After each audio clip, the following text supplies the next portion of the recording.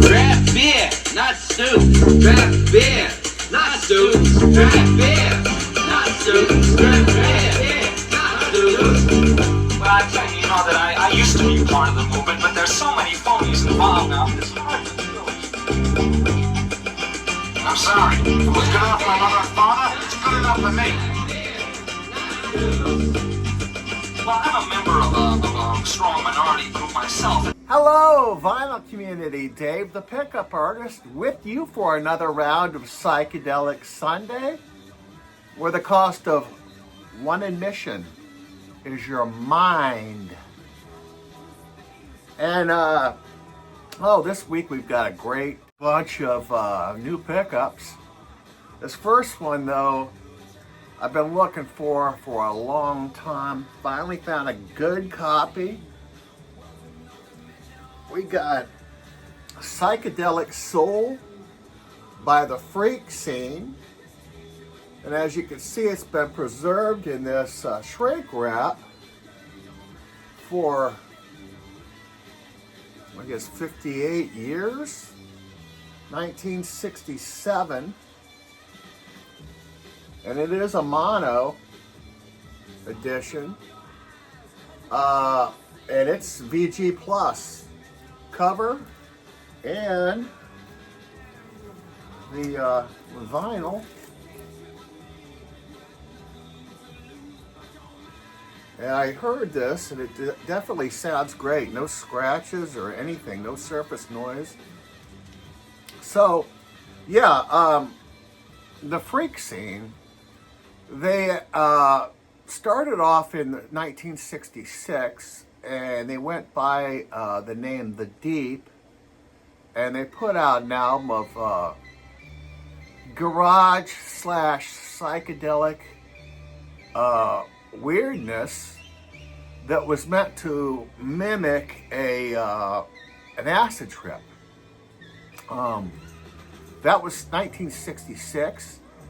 1 year later, they got back together and put this out. These are a couple of Greenwich Village folkies that turned into psychedelic cosmonauts. I never wake so I can't see your face forever till the end of time when all is gone. Like a million grains of sand through the fingers of my hand. All the grains are just like grains. Right, this is chick, man. You should have seen her. She was a body.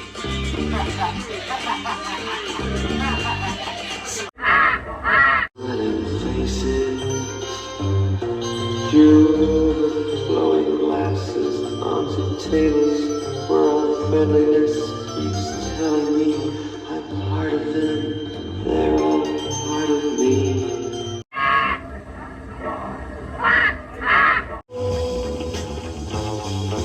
Since you accept me and do not question, now I shall tell you that innermost secret, knowledge of God which is nearer than knowing. Open vision, direct and instant, understand this and be free forever. This is deep psych. Basically, there's a lot of social commentary on here also. They want to work, they can find work. The reason they're not working is because they're lazy. They want to work, they can find work.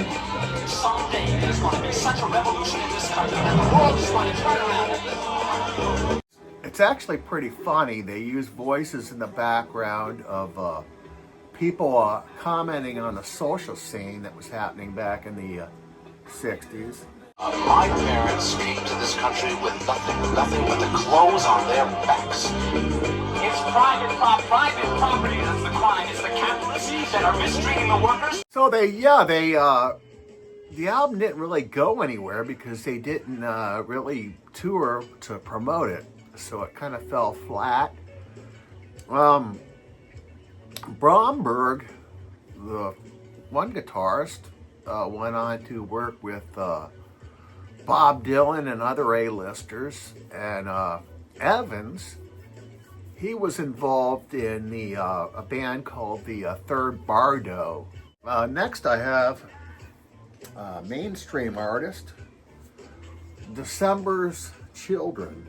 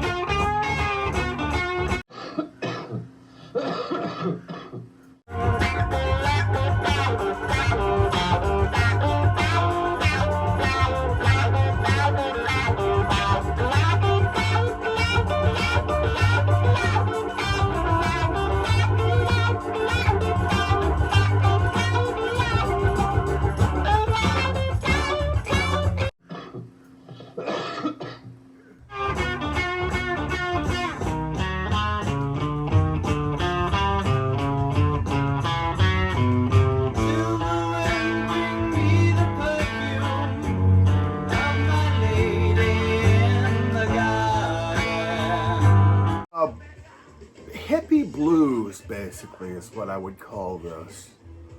Great guitar work.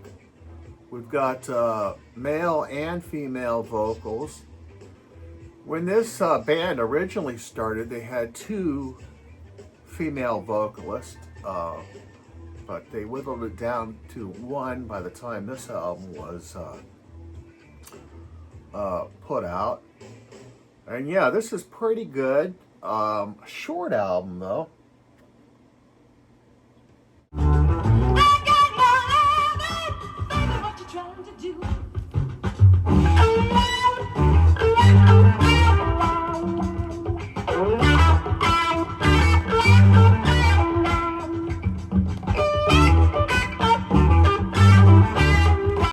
And it also sounds, if I was to compare it with any psych bands, I'd compare them to the Peanut Butter Conspiracy.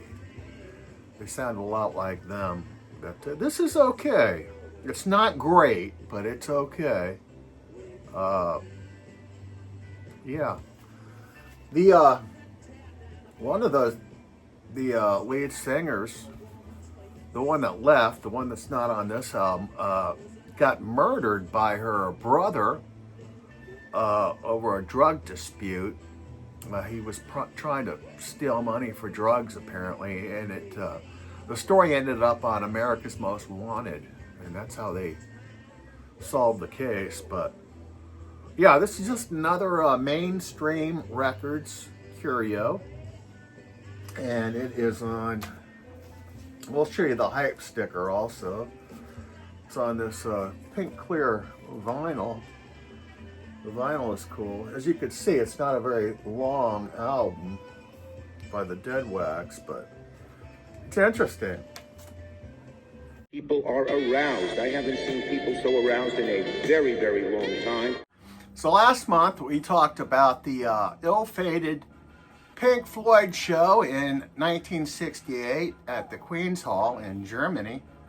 I believe it was Germany. And I struck up a conversation online about another show that happened a year later in Amsterdam. And as a result of that, I picked up Live at Concert Begot, Pink Floyd in Amsterdam.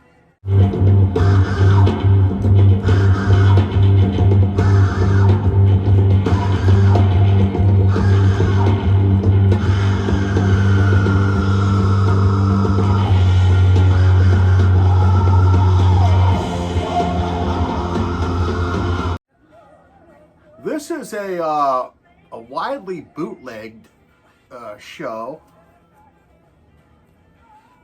and in 1969, the Floyd embarked on another tour, and this was a themed tour. It was called the Man and the Journey tour, and the way it worked is the band would perform on stage and also take part in performance art. They would play for a while, then they'd maybe construct a table or furniture or something like that, or they may have at one point they may sit down and have tea it was performance art, and Pink Floyd at this period was very avant-garde. And this is good stuff. Now, a lot of these, I think most of these songs are tracks that would end up on Ummagumma and the album called More. The rest of the songs are embryonic versions of stuff they would put on wax a few months later. It opens with Grantchester Meadows, which was a Roger Waters composition. It was part of his section of the Ummagumma album. Endless summer making for the sea.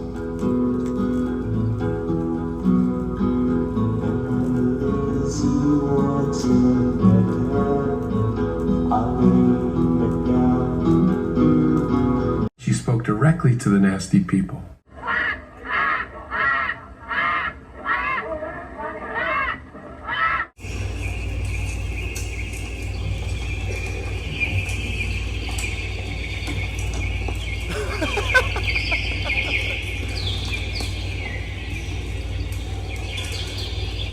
It's a pretty good version. They opened a lot of I think most of their shows with that track, which is kind of odd because it's a slower, I think it's acoustic on the Ummagumma album, but this is a great version that includes electric guitar.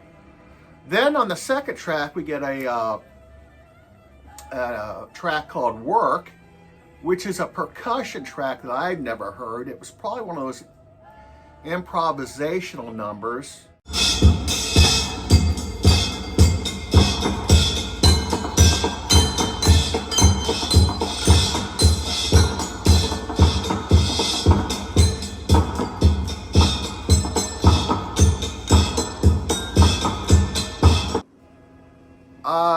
Third track is Afternoon, which would eventually become Biding My Time. And they closed the first side of this album with Nightmare, which would go on to become a track called Cymbeline.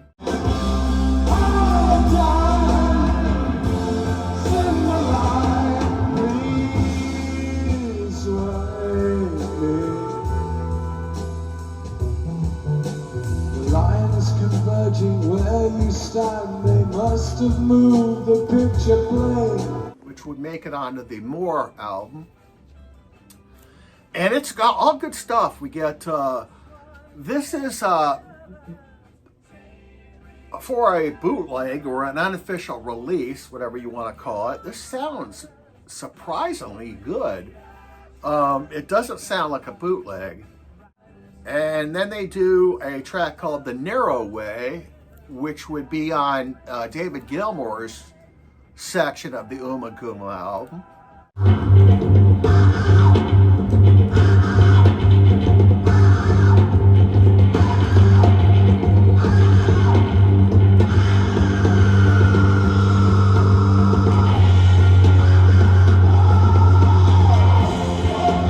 And it ends with A Saucer Full of Secrets, which is great because it features Richard Wright on the pipe organ.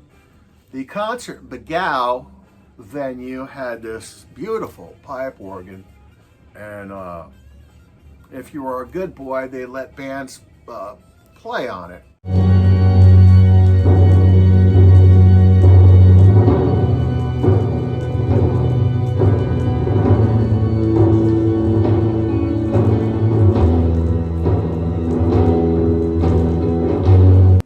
Yeah, back then, Wright would take his Farfisa organ on tour when they went on tour. I think that was all he used. This is an incomplete concert. Some of the tracks would end up on their recent The Early Days box set. And but yeah, this is amazing. I love this. Sounds great. And a lot of Pink Floyd that I've never heard is on this too. So yeah, I definitely recommend this if you're into Pink Floyd. And this is the year I really liked the Floyd. This 1969, very experimental year for them. They had Who's next? that was September. In November, they finally put out Ummagumma.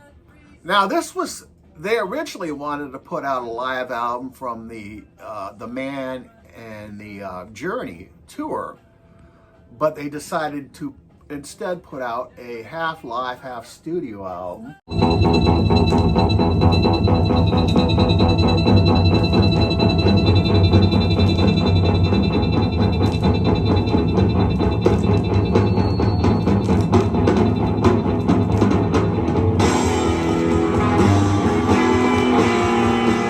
Who am I introducing next? Who's next? And a great album. It's one of my favorites. A lot of people don't like it. It's hit or miss with a lot of people. But this, of course, is starts up with the live album, which was recorded at Mother's in Birmingham, and some of it was recorded in Manchester College of Commerce in June '69. Yeah, fantastic. And the studio album I like too. A lot of people don't like the studio part of it. I do. I think it's weird and it's experimental.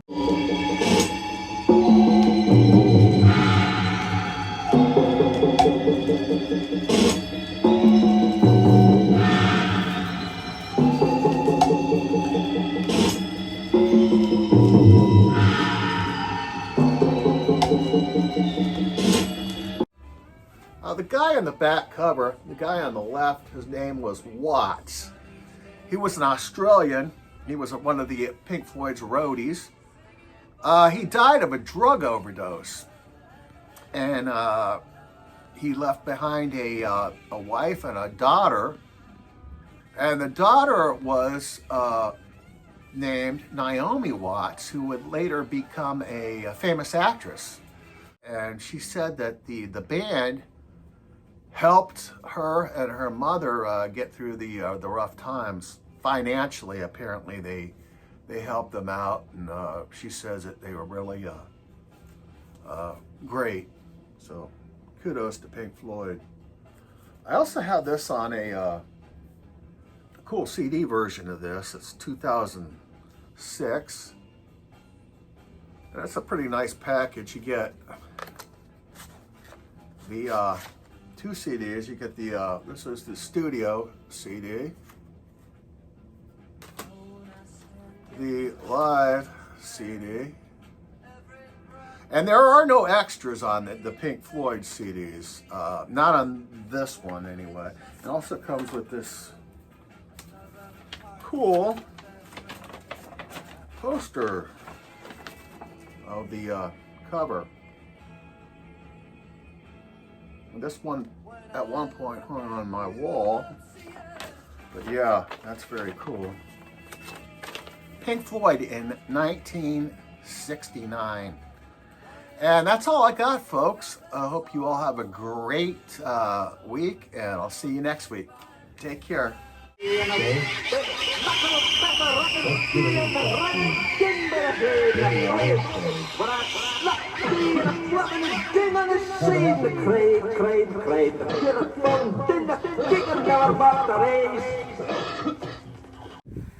Thank you all for being here. And now, who am I introducing next? Who's next? Who's next?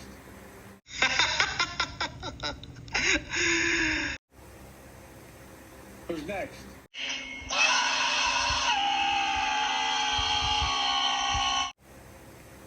Who's next? Who's next? A little bit. Let me out of this goddamn birdcage. Who's next?